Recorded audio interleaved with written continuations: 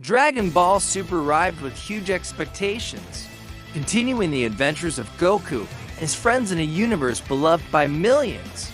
It brought new transformations, multiverse battles, and fresh characters, reigniting excitement across the fandom. But it also sparked controversy, from rushed storylines to questionable character decisions. Many fans and critics have questioned the quality of its writing. Is Dragon Ball Super really bad writing? Or is the criticism missing important context? In this video, we'll break down the biggest writing complaints, highlight what works well, and explore why Dragon Ball Super's storytelling is more complex than it seems. Let's dive in. One of the biggest points of contention among fans is the rushed pacing, especially during pivotal arcs like the Tournament of Power. While the concept of a multiverse battle royale was thrilling, many felt the execution was hurried. Key moments that could have had significant emotional impact or character growth were sometimes glossed over or resolved quickly. For example, some character fights felt more like filler or fan service rather than integral parts of the story, making the arc feel like a checklist of battles rather than a coherent narrative journey.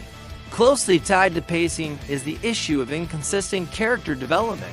Characters like Goku frequently experience sudden leaps in power with minimal explanation or training, which undermines the sense of growth and struggle that Dragon Ball was known for in earlier arcs. Goku, for instance, sometimes seems to unlock new forms or abilities almost by accident or simply because the plot demands it. Meanwhile, other characters, notably Gohan, saw a dramatic decrease in their roles and in development, which frustrated fans who had invested in their journeys for years. Gohan's sidelining, especially, sparked debates about missed opportunities and contradictory characterization. Another criticism involves plot holes and contradictions that appear when Dragon Ball Super attempts to build on or revise the extensive lore established in Dragon Ball Z and Dragon Ball. Super introduced concepts like the multiverse and divine beings, but some explanations felt inconsistent or clashed with what was previously established. This can be jarring for fans who value continuity and logical world building. Moments where the rules of the universe suddenly change or convenient plot devices appear have also led to accusations of lazy writing. Finally, the overuse of transformations and power-ups is a sore spot for many viewers. While forms like Super Saiyan Blue and Ultra Instinct brought spectacular visuals and intense battles, they sometimes felt overused or lacked meaningful narrative build-up, instead of representing true character progression. These transformations occasionally came across as repetitive tools to escalate fights, without adding depth or stakes. The constant raising of the power ceiling also risked making earlier achievements feel less impactful. Despite the criticisms, Dragon Ball Super also brought a lot of fresh energy and new ideas to the franchise. Gohan, while sidelined in some arcs, still had moments that highlighted his inner conflict and potential.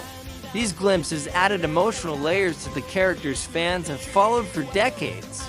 The series stayed true to Dragon Ball's core themes: friendship, perseverance, and the thrill of battle. The sense of camaraderie among the heroes and their never-give-up attitude remained central, helping maintain the spirit that made the franchise so beloved. It's also important to remember the challenges of continuing such a long-running, iconic series. Balancing fan expectations, existing lore, and fresh storytelling is no easy task.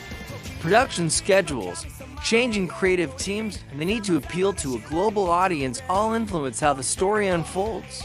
In this light, Dragon Ball Super's storytelling flaws become more understandable. While it isn't flawless, the series made significant contributions to the franchise and kept Dragon Ball relevant in modern anime culture. It's easy to dismiss Dragon Ball Super's flaws as bad writing, but that label oversimplifies a much more complex situation. Many of the issues fans point out, like rush arcs, inconsistent power scaling, or sudden plot developments, often stem not from a lack of effort, but from external pressures and creative challenges. For one, Dragon Ball Super was produced under tight schedules, especially during its early run.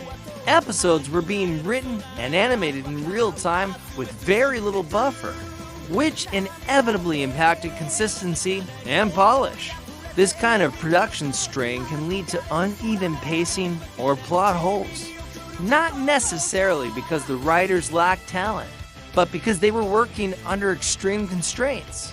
There's also the challenge of continuing a legendary series after a long break.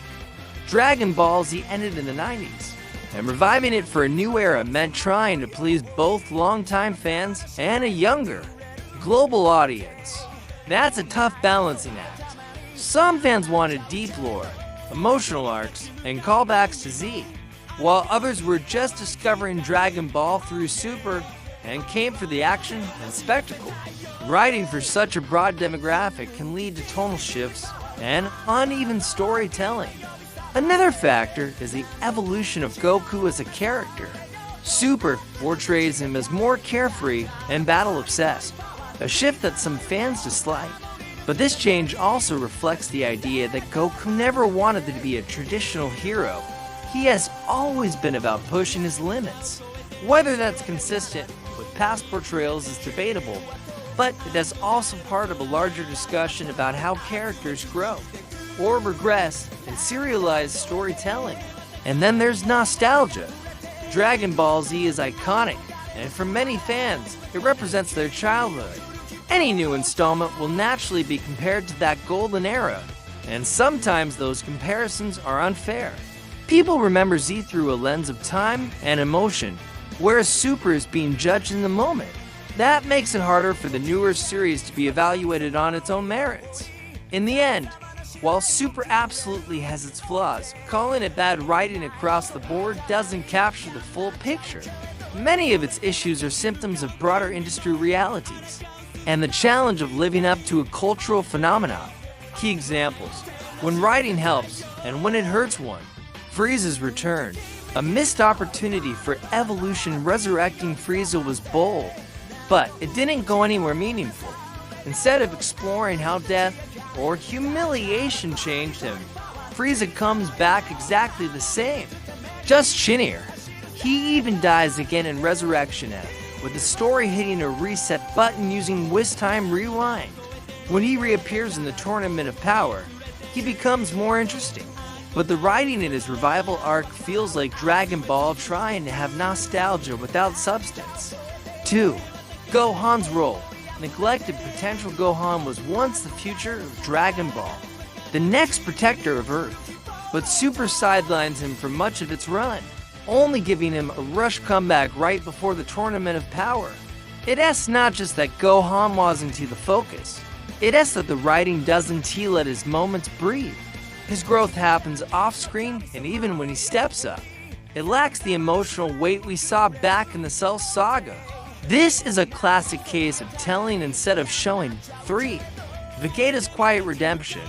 Writing when not everything's negative, and Vegeta proves that. Super gives him moments of humility, growth, and emotional intelligence. From training with Whis, refusing to kill Captain in Universe 6, to fighting for Universe 7 out of love rather than ego, Vegeta evolves. He's not trying to surpass Goku anymore. He's forging his own path. It's some of the best writing in all of Super, and it shows that character growth can be done right when the story slows down and focuses. So, is Dragon Ball Super bad writing? The answer isn't black and white. Super delivers moments, hype battles, stunning animation, and transformations that get your heart racing. But when you peel back the layers, you start to see the cracks, power scaling that bends for convenience, character arcs that stall or regress, and major plot decisions that don't fully respect the legacy of what came before. Yet at the same time, there are glimpses of brilliance, like Vegeta's quiet evolution, the existential questions raised in the Tournament of Power, or Goku's brush with divinity through Ultra Instinct. These moments show that Super isn't beyond saving, it's just inconsistent. Ultimately, Dragon Ball Super struggles when it forgets that Dragon Ball has always been about more than just power levels. At its best, it's about growth, legacy, and what it means to protect something greater than yourself. So no, Super isn't just bad writing, it's frustrating writing, full of potential, flashes of greatness, and just enough flaws to keep fans debating whether it ever reached the heights it aimed for.